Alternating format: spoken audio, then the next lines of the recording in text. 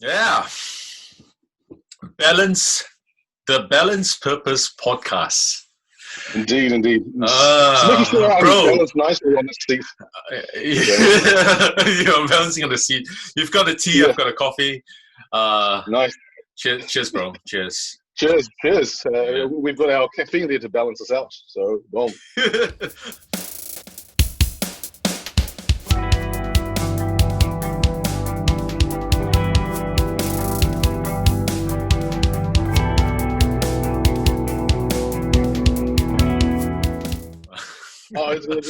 Different drinks, but we're bounded by caffeine. Absolutely. It brings people together, bro.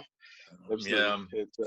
Speaking of coming together, man, we freaking have known each other for what, since 2011, isn't it? 2011. It's been a while. Yes. In fact, what's interesting is I got a notification on Facebook just a couple of weeks ago that we were Facebook friends back in 2011. So it's been 9 years, but obviously we've been friends longer than that. Back in early 2011 even. Yeah, I was just reflecting on it the other day. Long time, buddy, long time. Holy shit. Nearly a decade. Yeah, nearly a decade. Yeah, 9 is a good number. And here we are. You are in the UK. I'm back in New Zealand, and we are doing this podcasting project, and here we are just talking like how we used to back in the day, you know, like the good old days. Come over and then we would just hang out, have food, and just yarn away, talk deep philosophy, and we were really at different stages in our lives at that time, eh? Oh yes, it's so fascinating. 2011 feels like forever now. I don't know for what it's like for you, but for me, it certainly feels like it's been a lot longer than a decade. Yeah. What do you remember about 2011, buddy? Oh, oh my God. Nothing. No. Oh, you. I remember you.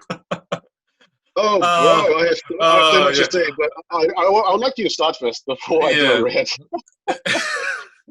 Well, okay, 2011, a huge shift in my life, huge shift. And as you remember, at the time, I was married, and I was going through a lot of issues around the relationship and trying to figure out myself within that and the relationship itself. It was quite a challenging point of time. I have to admit. And so I was looking as well in my path for a community that I could really resonate with, people, like-minded people that I could, find friendship with. And I did find it with you and a few of our other mutual friends too. Mainly at the time, I think we, yeah, I remember. My first encounter of you at that time was, I think, was it a Facebook page or something that came up, or a comment thread, and then I saw your profile picture, and you had this massive bass guitar that you were like playing. I was like, hey, this is like a fellow musician, bassist. Yeah, great. I play guitar, play bass, get along. Then I realized that you're into metal. I think there was a slight conversation around that, and I was like, oh, okay, I gotta, connected this guy somehow. But then, as things go in New Zealand and Auckland, it's sometimes very hard to coordinate this sort of meetups. It's just how the nature of the beast goes. But we eventually did, right? So what happened on your side of the story?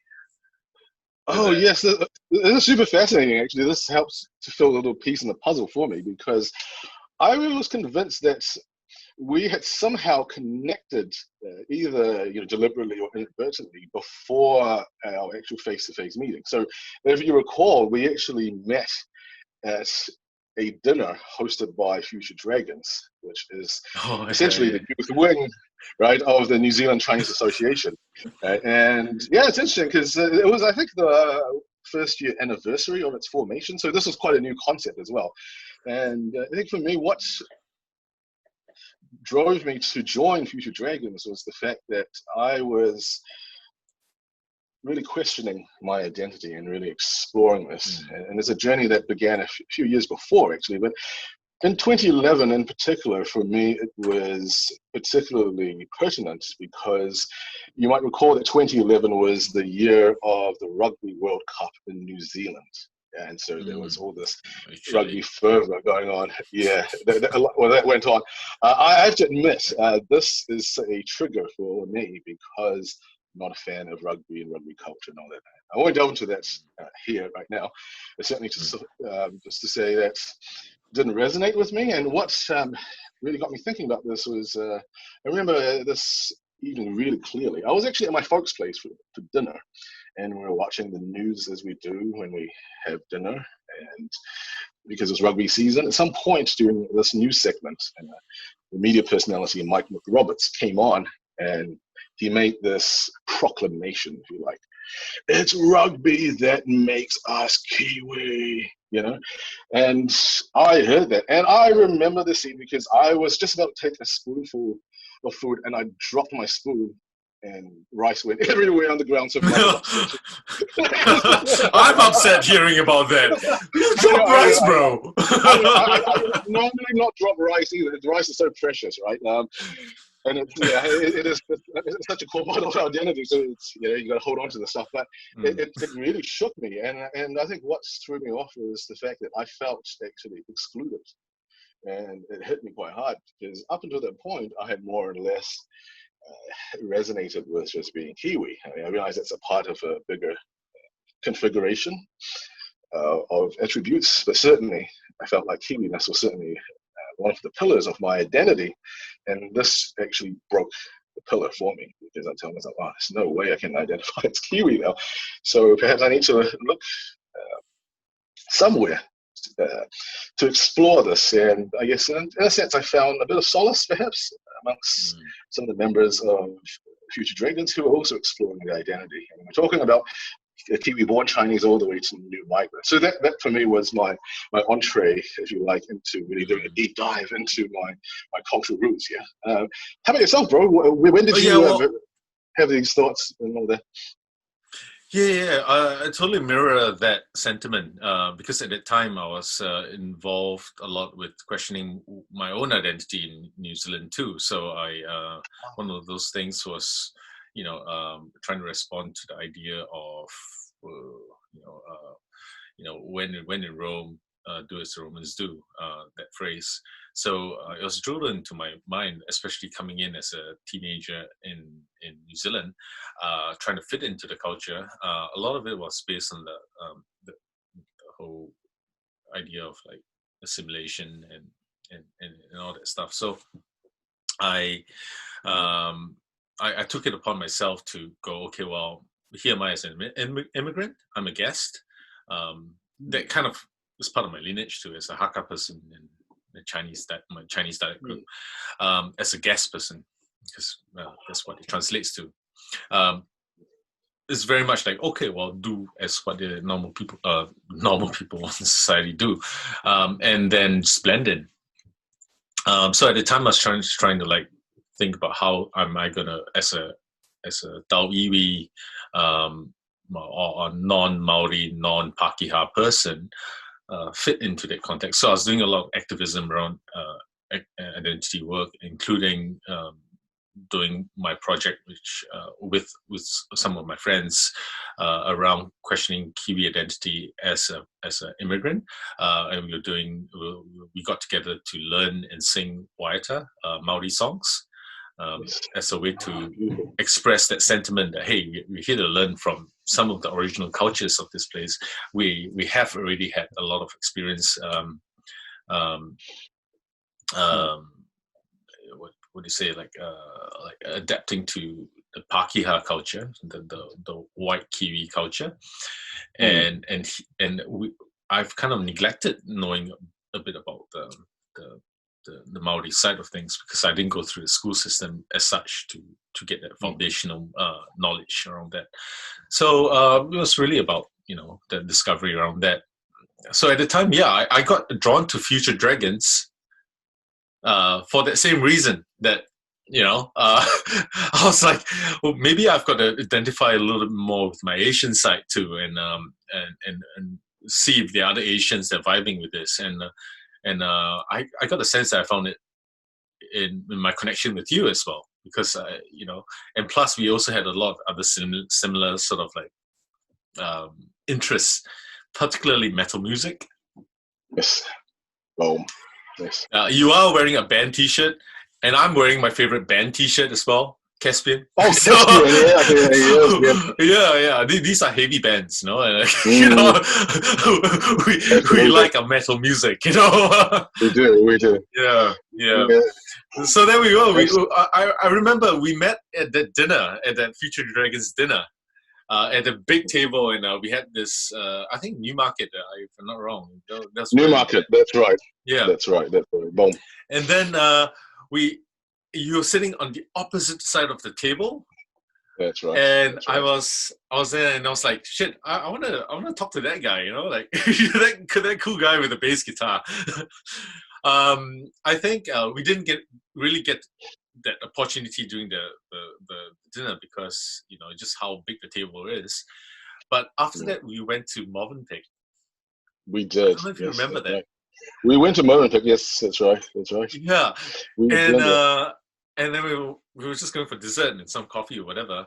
And I was like, hey, you're the dude. You're Sean. You know Sean at the time. As I was back then, yeah. Yeah, you're the dude with the guitar and the bass guitar, like really cool. So what sort of music are you into? Then you started saying, "Oh, I'm into metal and all this stuff." Like, yeah, we could get along. So I think that's really started the whole thing.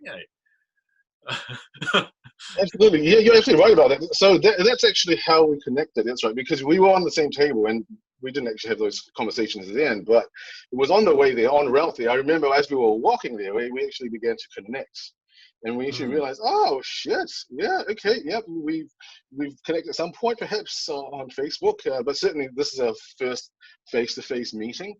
And obviously finding out that we had all these similarities, and we just gelled, really. There was just this chemistry, and we have so much in common. We're both, Singaporean-born New Zealanders, right, who are exploring our identity. That's why we're at that function, right? And we're also metalheads, and that features into our identities too. And also we both had a Christian upbringing as well, which continues to shape some of our perspectives, for better or worse, to this point. And we're both exploring perhaps spiritual paths, I guess if you want to call it that, in our own way too. And so there's been a lot of resonance, and I guess it's fair to say we were looking for fit somewhere, a sense of belonging. And this is interesting because I've always kind of identified as a misfit, an outsider.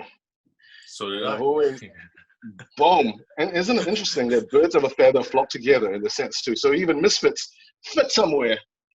And for me, I think this was mind-blowing, meeting other so-called outsiders and misfits and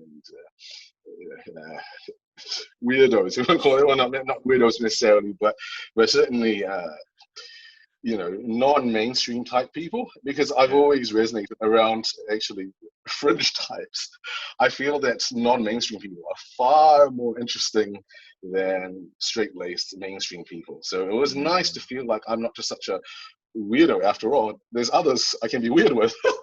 And so that's why we ended up together. I don't know. For those who are listening, not that weird, right? Weird, but within reason, yeah. One of the things that we connected over the Future Dragonz, they also had like a conference, and with this mutual friend, your good friend, this guy, Alistair, so thank you, Alistair. Yeah. Thank you, Alistair, if you're listening. Yeah. So the banana conference was really awesome by the fact that it also tried to appeal to people like us, like we are like self-identified bananas in a sense, hard to say whether we are actually yellow, but the common stereotype is we are yellow Asians with almost like a white upbringing, so we are like yellow on the outside and white on the inside. Yeah, I think that's something that I felt that I didn't know whether I didn't feel I was the only person, but also within that realm of banana-ness, I think you and I also kind of fit on the edge of the bell curve within that community as well, because I think we're into like really, we're into like really deep philosophy, we're into like exploration, we're pushing boundaries, we're like what's that term, radical, at the time there was this term that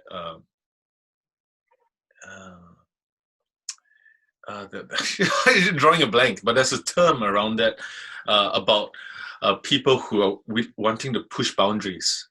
Right. Radical something. Anyway, Alistair, help us. Anyway,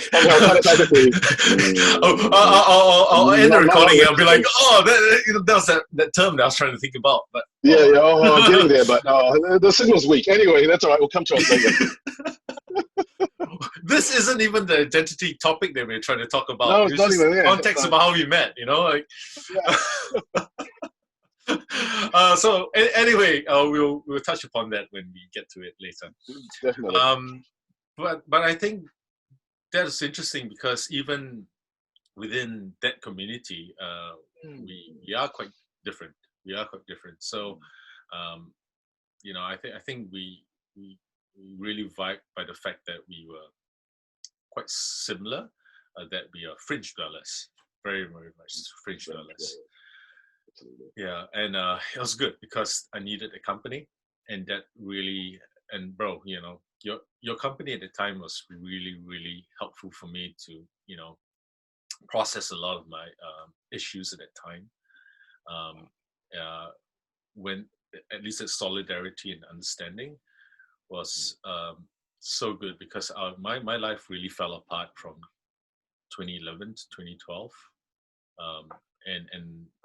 and as a result of that, I needed to get that phase of rebuilding, which primarily happened, I think, 2012 to 2013, until I left New Zealand, Auckland, in 2014. And there's more to talk about that, but during that period was really really critical because I was going through such transformation. And bro, you're right there. And I mean, not to discount the other friends of ours too. Sure, they all played a part of our journeys, absolutely. Yeah, absolutely. But here, because we are in this conversation, I'm just here to acknowledge you that you were really a big part of that transformation, and I appreciate you for that reason.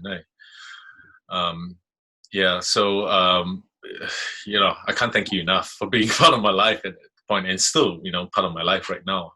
I think that's a testament to how meaningful this friendship has been all throughout these years, no matter where and how far apart in the world we are. Like right now, you're in the UK. Well, I was in Vancouver. You were in Auckland, and then when I came back here to New Zealand, you went to the Netherlands and UK. So it's like you're just completely apart. Yes, that's so true. Yeah, but for a period of time, we did converge a little bit in Vancouver. I had good times in the States as well. That was nice too. Good times, nice. Yeah. But here we are, like online, and this is our interaction. But I do hope for the day that we actually, come back in person. I'm very confident that will happen too. But yeah, just to let you know, almost publicly right now, that I appreciate you. I appreciate you, bro. Oh, thanks. That means a lot, buddy. And likewise, let me return this sentiment to you by saying that 2011 meant a lot to me as well, because I felt like having met you, it really did add value and perspective and meaning to my life as well. Because there's someone else who was also a fringe dweller who had a vision for a better tomorrow for himself and for the world, and who is so passionate about exploring the mysteries of the universe and so forth. And I felt like, for once in a very long time, I felt like I could connect with someone else around topics that I felt I was very isolated from, certainly from the rest of society, in terms of some of the perspectives I hold and interests and so forth. So that was really heartwarming. So thanks, buddy, for that. And sort of pick up on your point about the fact that we've lived on opposite ends of the globe actually for the most part of our friendship, because we've been friends for 9 years and counting. But for the first 3 years, nearly 3 years, we were in New Zealand, in Auckland, in the same vicinity. But then after that, you moved to Vancouver, I remained in Auckland, and pretty much around the same time that I left for the Netherlands, you returned to Auckland. And so we've actually been living apart far longer than we've actually been in the same space, and yet our friendship has continued and it's just blossomed. And I really do think back of actually the stint we had as flatmates as well. You know, Oh yeah, yeah, that's right. That was a crazy stint too.